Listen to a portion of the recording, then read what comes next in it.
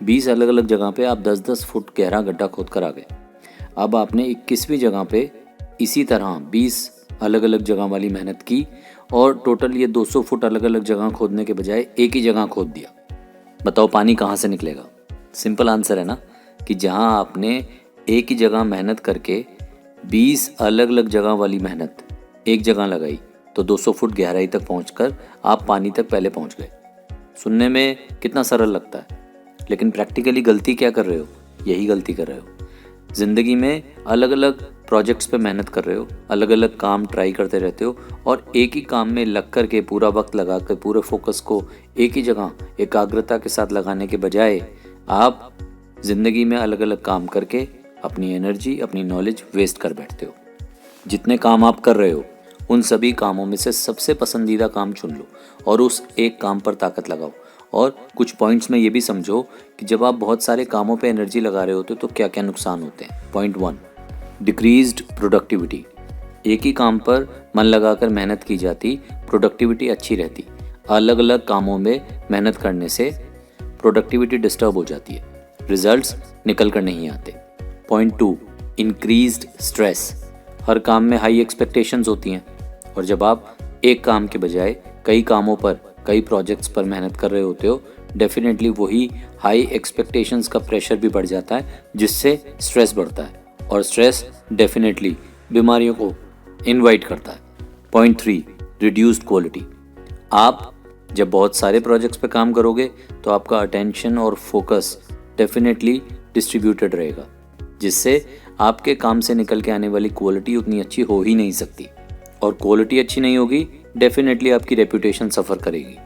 Point 4, increased errors. Diverted attention की वजह से आप कामों में होने वाली गलतियों को प्रॉपर्ली एड्रेस नहीं कर पाओगे और डेफिनेटली गलतियां ज़्यादा होंगी क्योंकि उनको अटेंशन नहीं मिलता और फिर से क्वालिटी डिस्टर्ब हो जाती है। Point 5, burnout. बहुत सारा काम करने के चक्कर में आप बर्नआउट हो जाते हैं, आप सीरियस इलनेस फेस करना शुरू कर देते हैं, फिजिकल और मेंटल हेल्थ दोनों डिस्टर्ब हो जाती है। Point 6, lack of creativity. बहुत सारे काम करने के चक्कर में बस उन कामों को पूरा करने की ही धुन लगी रहती है, उन कामों में अच्छी क्वालिटी, अच्छी क्रिएटिविटी की तरफ ध्यान ही नहीं जाता, जिसकी वजह से वो काम कोई और व्यक्ति आपसे बेहतर करके दिखा देता है और उसके बारे में लोग ज़्यादा प्रशंसा करते हैं। Point 7, poor time management. किसी टास्क पर बहुत ज़्यादा टाइम लगा बैठोगे और किसी टास्क को बिल्कुल भी अटेंशन नहीं दे पाओगे। होगा ये कि आपका टाइम इक्वली डिस्ट्रीब्यूट नहीं हो पाएगा और अंदर ही अंदर आपको भी बुरा लगेगा कि हर वो काम जो आप कर रहे थे उस पर आपकी जो अटेंशन होनी चाहिए थी वो भटकी हुई थी। आप खुद भी दिल में जानते होंगे कि अच्छी क्वालिटी निकल कर आ ही नहीं सकती। Point 8, decreased motivation. बहुत सारे काम करने के चक्कर में जब गलतियां भी ज़्यादा होंगी तो आपका मोटिवेशन लेवल ऑटोमेटिकली डिक्रीज होने लग जाता है।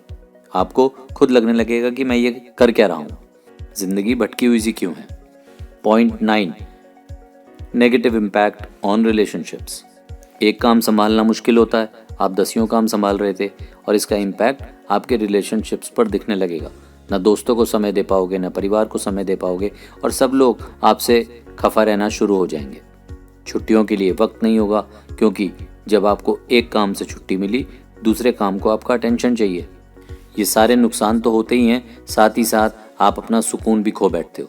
आप सब लोगों को प्लीज़ करने के चक्कर में, खुश रखने के चक्कर में, काम को अच्छा करके दिखाने के चक्कर में अपनी ज़िंदगी अपने हाथ से ही ख़राब कर बैठते हो। और साथ ही इन 10 तरह के अलग अलग कामों को करने के लिए आपको रेगुलरली अपडेटेड रहना होगा, कहीं भी किसी काम में नॉलेज से जुड़ी कोई भी चीज़ मिस आउट ना हो। लेकिन अगर आप अपनी इस सारी एनर्जी को इन अलग अलग कामों में ना लगाकर एक ही काम में लगा दो तो होगा ये कि आपको बहुत सारी बातें कुछ महीनों के बाद याद ही नहीं रखनी पड़ेंगी।